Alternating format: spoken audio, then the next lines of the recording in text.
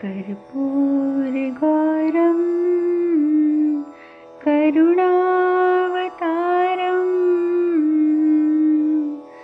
संसारसारं भुजगेन्द्रहारम् कर्पूरगौरं करुणावतारं संसारसारं भुजगेन्द्रहारम् सदा वसन्तं हृदयारविन्दे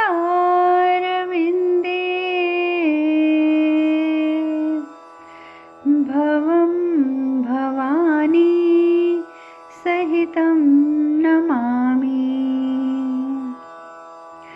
भवं भवानी सहितं नमामि भवं भवानी सहितं नमामि। ओम नमः शिवाय।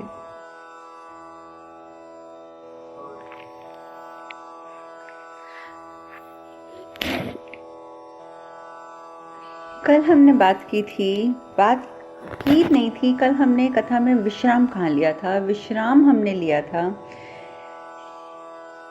कि बहुत खुश है दक्ष कि भगवान विष्णु ने उसे एक तरीका बता दिया है, एक नया ग्रह बनाने का तरीका बता दिया है, और जैसे जैसे चंद्रमा का क्षय होगा उसका वो ग्रह बनता जाएगा और चंद्रमा के लुप्त होते ही वो उसका स्थान ले लेगा। और उधर दूसरी ओर प्रसूति ये सोच रही है कि नया चंद्रमा बना दोगे। उसने कहा नहीं है दक्ष को, सिर्फ मन ही मन में वो विचार कर लिए कि नया चंद्रमा तो प्रजापति आप बना लोगे, संसार का संतुलन भी बना लोगे वापस, ठीक है, अपनी प्रतिष्ठा भी बचा लोगे, लेकिन अपने पुत्रियों का सुहाग कैसे लौटाओगे? उनकी पुत्रियों का सुहाग तो चंद्रमा ही है ना। अगर चंद्रमा ही नहीं रहेगा तो उनकी पुत्रियों का सुहाग कहाँ से आएगा? नया जो भी ग्रह बनेगा वो बाकी सब कर सकता है, पर उनकी पुत्रियों का पति तो नहीं है ना वो। लेकिन ये बात एक माँ सोच पा रही है, दक्ष प्रजापति नहीं सोच पा रहा। उधर चंद्रमा जो है वो अत्रि ऋषि के आश्रम में है, रेवती रोहिणी सब वहीं बैठे हुए हैं, और धीरे धीरे चंद्रमा के ऊपर शाप का असर होना शुरू हो गया है। अनुसुईया, रेवती और रोहिणी तीनों बैठे होते हैं चंद्रमा के, जो चंद्रमा का शरीर जमीन पर लेटा हुआ है उसके पास, तो अचानक उनकी दृष्टि जाती है चंद्रमा के पैरों की ओर। पैर एकदम गलना शुरू हो जाते हैं। अब वो डर जाते हैं कि श्राप का असर शुरू हो गया है। जोर जोर से रोना शुरू कर देती हैं रेवती और रोहिणी कि अब क्या किया जाएगा। तो और उनको पर कुछ समझ नहीं आता। अनुसुईया कहती है कि पता नहीं मृत्यु मंत्र, जो मृत्युंजय मंत्र लाना है वो भी मेरे पति ला पाएंगे या नहीं ला पाएंगे, मुझे बहुत डर लग रहा है। अनुसुईया भी मन ही मन भगवान से प्रार्थना करती है कि प्रभु कुछ भी करो, लेकिन ये किसी भी प्रकार से मंत्र मिल जाना चाहिए, क्योंकि अगर मंत्र नहीं मिलेगा तो मेरा पुत्र ठीक नहीं हो सकता। उधर अत्रि और कश्यप ऋषि मार्कंडेय ऋषि के पास जाते हैं मंत्र लेने के लिए। तो मार्कंडेय ऋषि भी कहते हैं कि प्रजापति दक्ष ने शिव को जिस प्रकार से अपमानित किया है, ठीक है, तो और जिस प्रकार से उन्होंने शिव का अपमान किया है, आप मेरे पास आ गए हो मंत्र लेने के लिए, तो आपको क्या लगता है? मार्कंडेय ऋषि पूछते हैं ऋषि कश्यप से और ऋषि अत्रि से कि उस प्रजापति ने जिसने शिव का अपमान किया है और आज जब उसका जमाता मृत्युशैया पे है तो आप मेरे पास आ गए हैं मंत्र लेने के लिए, तो आप सोचते हैं कि मैं किसी ऐसे व्यक्ति के जमाता के ठीक होने के लिए वो मंत्र दे दूंगा जिसने मेरे ही प्रभु का अपमान किया है? क्षमा करें ऋषिवर, मैं ये मंत्र आपको नहीं दे सकता हूं, क्योंकि प्रजापति शिव का शत्रु है। शिव का शत्रु तो नहीं है, क्योंकि शिव तो किसी को शत्रु नहीं मानते, पर वो शिव को अपना शत्रु मानता है। तो ऐसे व्यक्ति के जमाता के लिए मैं ये मंत्र नहीं दे सकता। तो कश्यप ऋषि कहते हैं कि मार्कंडेय ऋषि आप एक बात भूल रहे हैं, बेशक वो प्रजापति के जमाता हैं, लेकिन वो किसी के पुत्र भी हैं, और किसी के पुत्र को बचाने के लिए आपको इस मंत्र को सार्वजनिक करना होगा। तो अत्रि ऋषि जो होते हैं वो भी कहते हैं मार्कंडेय ऋषि, आप ये सोचिए कि एक पिता के लिए कितना तकलीफदायक है अपने पुत्र को गल गल कर मरते हुए देखना। मैं आपसे प्रार्थना करता हूँ कि मंत्र दे दीजिए, क्योंकि आप मंत्र देंगे तभी मेरा पुत्र बच सकता है। और मैं ये दक्ष के जमाता के लिए नहीं, अपने पुत्र के जीवन के लिए मंत्र मांग रहा हूँ। मार्कंडेय जी जब ये बात सुनते हैं तो उनका दिल भी पसीज जाता है, पर वो कहते हैं कि मैं मंत्र कैसे दे दूं, मुझे कोई आपत्ति नहीं है, परंतु जब तक शिव की पूजा ही नहीं हो सकती तो मंत्र फलित कैसे होगा? क्योंकि मृत्युंजय मंत्र के लिए, महामृत्युंजय मंत्र के लिए शिव की पूजा होनी जरूरी है, और शिव शापित हैं, और जब तक शिव की पूजा नहीं होगी मंत्र कैसे फलित होगा? दधीची कहते हैं कि बात तो आपकी सही है कि मंत्र का तो कोई लाभ ही नहीं होगा। जब तक दक्ष को शाप है तब तक तो मंत्र का लाभ हो ही नहीं सकता, क्योंकि शिव की पूजा नहीं हो सकती। दक्ष के शाप को मिटाना तो बहुत जरूरी है। और मुझे ये पता है कि महादेव जो हैं वो रौद्र रूप में आ चुके हैं, और हर तरफ अब इस समय वो उनका रौद्र रूप सीमाएं तोड़ रहा है। तो प्रलय तो निश्चित है, संसार तो अब खत्म होगा, ज्वालामुखी फट रहे हैं, समुद्र में लहरें ऐसी उठ रही हैं कि सब कुछ डुबो के ले जाएं। तो प्रलय तो अब निश्चित है, और जब मंत्र फलित हो ही नहीं सकता तो फिर तो हम भी कुछ नहीं कर सकते। तो मार्कंडेय ऋषि कहते हैं लेकिन आप लोग चिंता मत कीजिए, क्योंकि ब्रह्मा जी और विष्णु जी इसका कोई ना कोई उपाय ढूंढ रहे हैं, और उन्हें इसका हल मिल भी जाएगा। आप एक काम करें तब तक के लिए, मार्कंडेय ऋषि उन्हें सलाह देते हैं कि आप एक काम करें, तब तक के लिए आप चंद्रमा को लें और प्रभास क्षेत्र में चले जाएं, क्योंकि प्रभास क्षेत्र जो है वो दक्ष के नगर की सीमा के बाहर है, और जो क्षेत्र दक्ष की सीमा के बाहर है वहाँ पे श्राप का असर भी कम होगा, उसका प्रभाव कम हो जाएगा। और फिर जैसे ही भगवान शिव जो हैं वो शाप मुक्त हो जाएंगे तो मैं आपके पास वो मंत्र लेकर पहुँच जाऊँगा। आप मुझ पर विश्वास रखें, आपका पुत्र है, इसीलिए मैंने इस बात को आपको मैं विश्वास के साथ कहता हूँ कि मैं शिव के शाप मुक्त होते ही ये मंत्र लेकर आपके पास पहुंच जाऊंगा। तो कश्यप ऋषि को और अत्रि ऋषि को मार्कंडेय ऋषि की बात पर पूर्ण विश्वास है। वो लोग घर जाते हैं और चंद्रमा को लेकर प्रभास क्षेत्र की तरफ चल पड़ते हैं कि हम चंद्रमा को प्रभास क्षेत्र में रखेंगे ताकि असर जो हो रहा है श्राप का वो धीरे धीरे हो। उधर दूसरी ओर आपको जैसे मैंने बताया था कि सती को दक्ष रेखा से बाहर निकालकर सैनिकों के साथ भेजा जाता है कि तुम जाओ और जाकर नदी से, सरस्वती नदी की मिट्टी लेकर आओ। अब वो सरस्वती नदी की मिट्टी लेने के लिए जाती हैं, और वहाँ पर ब्रह्मा जी, विष्णु जी और लक्ष्मी जी और नारद जी वो सब पहले ही सरस्वती नदी पर इंतज़ार कर रहे हैं। कैसे इंतज़ार कर रहे हैं? क्योंकि ये प्लानिंग जो थी, ये योजना जो थी, ये भगवान विष्णु की तो थी कि भगवान विष्णु ने कहा था कि आप सती से मिट्टी मंगवाएं और फिर उसका एक ग्रह बनवाएं। तो ये लोग पहले इंतज़ार कर रहे हैं वहाँ पर।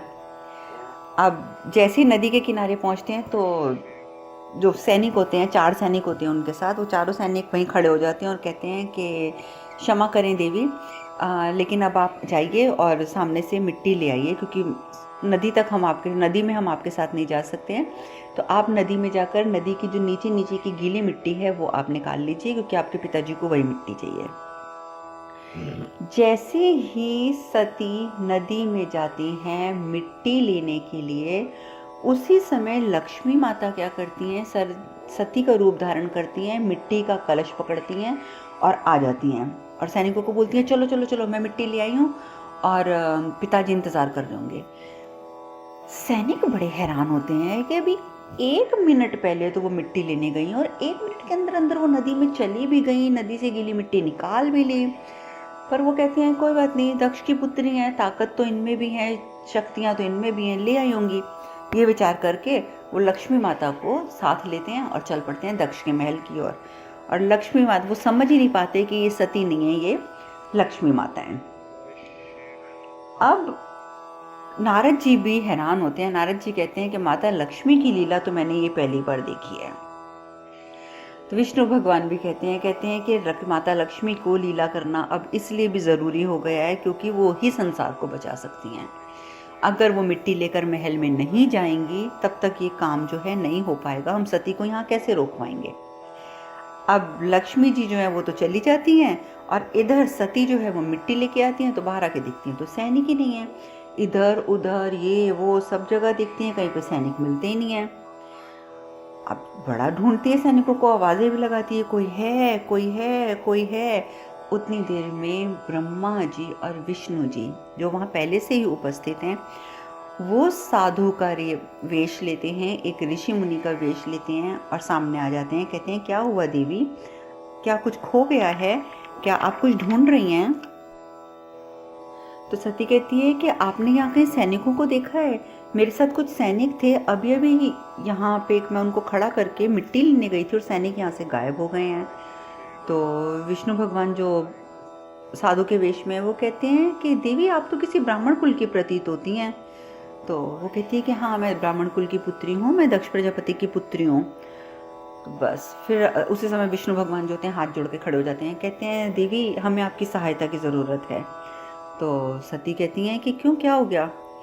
विष्णु भगवान कहते हैं, ब्रह्मा जी की तरफ इशारा करते हैं, कहते हैं इनके पुत्र हैं, उनसे एक बहुत बड़ा पाप हो गया है, महापाप हो गया है। अब गलती तो पुत्र की नहीं मैं कहता, गलती तो मैं फिर भी इन्हीं की कहता हूँ, क्योंकि अगर समय रहते हुए उन्होंने अपने पुत्र पर अंकुश लगाया होता तो इनका पुत्र ऐसे ना बिगड़ता। पर चलो खैर, अब जो हो गया सो हो गया। अब इनका पुत्र से महापाप हो गया है और इस महापाप से को काटने का एकमात्र उपाय है कि हमें एक अनुष्ठान करना है और उस अनुष्ठान के लिए हमें आपकी आवश्यकता है, क्योंकि जब तक वो अनुष्ठान नहीं होगा इनके पुत्र की भूल का सुधार नहीं होगा। और सबसे बड़ी बात है कि आपकी सहायता के बिना ये पूर्ण नहीं हो सकता। तो क्या आप हमें सहायता करेंगी। तो वो कहती नहीं नहीं नहीं, मैं सहायता नहीं कर सकती, मेरे को पिताजी के पास जल्दी पहुंचना है, पिताजी ने एक अनुष्ठान करना है, मैं तो अपने सैनिकों को ढूंढ रही हूँ। और उधर दूसरी ओर लक्ष्मी जी तो पहुंच ही चुकी हैं और दक्ष ने मिट्टी ले लेती है। अदिति और ख्याति सब दुखी हैं, सब लोग ये सोच सोच के दुखी हो रहे हैं कि भाई रेवती और रोहिणी का अब क्या होगा, क्योंकि बेशक मिट्टी आ गई है, नया ग्रह बन जाएगा, पर चंद्रमा तो नहीं बनेगा ना। तो दक्ष की मिट्टी वो ले लेते हैं और उसके बाद सती को वापस उसके कमरे में भेज दिया जाता है। दक्ष रेखा नहीं वो बनाई जाती, क्योंकि हो सकता है मिट्टी और चाहिए हो, लेकिन ये कह दिया जाता है उन सैनिकों को कि तुम सती के दरवाजे के बाहर पहरा देते रहोगे, सती कमरे से बाहर नहीं निकलनी चाहिए। अब पहरा देते रहते हैं, लेकिन अचानक शाम का समय हो, मतलब थोड़ी देर हो जाती है, तो वो सती को देखने के लिए दक्ष आता है कमरे में। तो देखता है कि यहाँ पे तो है ही नहीं है सती। तो वो पूछता है सती कहाँ है। तो सैनिक बोलते हैं कि पर सती तो कमरे में ही थी और कमरे के बाहर तो हम थे, सती कमरे के बाहर नहीं निकली। तो वो कहते हैं तो कमरे के बाहर नहीं निकली, ये कैसे हो सकता है। वो कहते हैं कि हमने तो सती को कमरे के अंदर पहुंचा दिया था और कमरे के अंदर उसके बाद से हम बाहर खड़े हुए हैं और हमने तो उनको बाहर जाते नहीं देखा। तो वो जो होते हैं ना, उनको बड़ा गुस्सा चढ़ता है दक्ष को। दक्ष कहते हैं कि तुम्हें समझ नहीं आता कि अगर सती कमरे में थी तो फिर सती गई कहाँ, दिखाई क्यों नहीं दे रही है मुझे, उसे धरती में वो समा गई है, आकाश निकल गया है, या फिर वो कोई कीट पतंगा थी जो उड़ के तुम्हारे सामने कमरे से बाहर निकल गई, तुम्हें पता ही नहीं चला। पर तुम्हें पता भी क्या चलेगा, कुछ भी तुम्हें पता नहीं चलेगा। फिर पूछते हैं कि सामने देखता है तो सती के पलंग के ऊपर कमल के फूल पड़े हैं। वो कहते हैं कमल के फूल यहाँ कहाँ से आए। तो जो सैनिक होते हैं वो कहते हैं कि क्षमा कीजिएगा महाराज, जब सती जी मिट्टी लेके आई उनके हाथ में कमल के फूल नहीं थे, हमने ये फूल उनके हाथ में नहीं दिखे। तो दक्ष उनको डांटता है, कहता है तुम्हें कहाँ से दिखेंगे कमल के फूल, तुम्हें तो सती ही नहीं दिखती, सती कब तुम्हारे सामने कमरे से बाहर निकल गई, तो तुम्हें फूल कहाँ से दिखेंगे। पर मैं ये जानना चाहता हूँ कि ये फूल यहाँ पर रखे किसने। अब कोई क्या जवाब दे। तो वो पूछते हैं सती ने रखे हैं क्या। वो कहते हैं प्रभु, जब हम आपको कह रहे हैं कि हमने उनके हाथ में फूल देखे ही नहीं, तो हम आपको कैसे बताएं। बस जब ये देखता है तो उसी समय सती, वो जो प्रजापति होता है, वो कहता है कि जब ये फूल उनके हाथ तुमने उनके हाथ में देखे नहीं, जब ये फूल सती ने रखे ही नहीं, तो फिर तो ये शिव का ही कोई षड्यंत्र है। और कहीं शिव ने ही तो सती को गायब नहीं कर दिया। अब वो भगाता है अपने सैनिकों को, जाओ जाके सती को ढूंढो, जाओ ढूंढो और ढूंढ कर लेके आना, ढूंढ ना सके तो वापस मत आना, इतने गुस्से से वो बोलता है। और उधर दूसरी ओर विष्णु कहते हैं कि सती, देखते हैं सती अभी भी वहीं खड़ी है, तो वो कहते हैं कि देखिए देवी, आप यहाँ खड़ी तो हैं, तो आप उतनी देर में हमारा अनुष्ठान करवा दीजिए। तो सती कहती है कि मैं उनकी प्रतीक्षा कर रही हूँ, सैनिकों की। तो विष्णु भगवान कहते हैं कि हम भी तो आपकी प्रतीक्षा कर रहे हैं। तो उतनी देर में ब्रह्मा जी शिवलिंग लेके आते हैं और कहते हैं कि देखो देवी, इनकी पूजा अति आवश्यक है, और जब तक इनकी पूजा नहीं होगी हमारा अनुष्ठान नहीं हो सकेगा। तो वो कहते हैं लेकिन आप इनकी पूजा कैसे करेंगे? सती कहती है इनको तो शाप है, इनकी तो पूजा कोई कर ही नहीं सकता। तो विष्णु जी कहते हैं लेकिन देवी, जब तक इनकी पूजा नहीं होगी इनके पुत्र का दोष खत्म नहीं हो सकता है। तो ये तो मुझे भी पता है कि शिव शापित हैं, हम शिव की पूजा सीधे सीधे नहीं कर सकते, लेकिन आप एक तो आप दक्ष जी की सुपुत्री हैं, आप सती हैं और आप सर्वगुण संपन्न हैं। अगर आप शिवलिंग को धारण करेंगी तो हम आपके द्वारा उनकी पूजा कर देंगे, और जब हम आपके द्वारा उनकी पूजा करेंगे तो वो पूजा ज़रूर फलित होगी। तो अब जब शिवलिंग देखती है उनके हाथ में, तो उस सती के मन में एक ही विचार आता है कि मेरे पास भी तो एक यही तरीका है कि इस बहाने मैं शिव की पूजा कर लूँगी। तो सती कहती है अच्छा चलिए ठीक है, पर जल्दी कीजिएगा, क्योंकि सैनिकों के आने से पहले आपका अनुष्ठान पूर्ण हो जाना चाहिए, क्योंकि अगर आपका अनुष्ठान पूर्ण नहीं होगा तो मुझे बीच में उठना पड़ जाएगा, तो ये चीज़ गलत हो जाएगी। तो वो कहते हैं हाँ हाँ ठीक है ठीक है ठीक है, आप निश्चिंत होकर ना शिवलिंग को धारण कीजिए, आप बैठ जाइए, हम आपकी पूजा करेंगे। अब देखिए, भगवान विष्णु और भगवान ब्रह्मा दोनों जानते हैं कि अगर हम दोनों मिलकर एक बार भी शिव की पूजा कर सके तो शिव इस शाप से मुक्त हो जाएंगे, क्योंकि अर्ध शरीर जो है वो तो सती हैं ही हैं। जब हम अर्ध शरीर की भी पूजा कर देंगे तो शाप का जो असर है वो खत्म हो जाएगा। खत्म क्यों होगा? क्योंकि भगवान की पूजा भगवान कर रहे हैं, और भगवान के हाथों जो काम हो जाता है वो काम फलित हो जाता है, वो काम जो है पूर्ण हो जाता है। तो इस वजह से भी उन्हें जल्दी है कि अगर हम इनकी पूजा कर पाए तो फिर समस्त संसार के लिए भगवान शिव की पूजा करने का जो प्रावधान है वो शुरू हो जाएगा, वो शाप से मुक्त हो जाएंगे। वो तुरंत एक आसन बिछाते हैं, वहाँ पर उनको सती माता को बिठाते हैं, सती को बिठाकर उनके हाथ में शिवलिंग देते हैं, सती माता के चरण धोते हैं, और फिर वो सती माता की बेलपत्र और पुष्प चढ़ा के, जिस प्रकार भगवान शिव की पूजा की जाती है उस प्रकार से वो पूजा करते हैं, और इस प्रकार से उनका अनुष्ठान पूर्ण होता है। अनुष्ठान पूर्ण होता है। सती उस समय पूजा करवाते हुए इतनी मस्त हो जाती हैं, इतने ध्यान में गुम हो जाती हैं कि वो आंखें बंद करके बैठी रहती हैं। उन्हें पता ही नहीं चलता कि कब अनुष्ठान खत्म हो गया और कब ब्रह्मा जी और विष्णु जी गायब भी हो गए।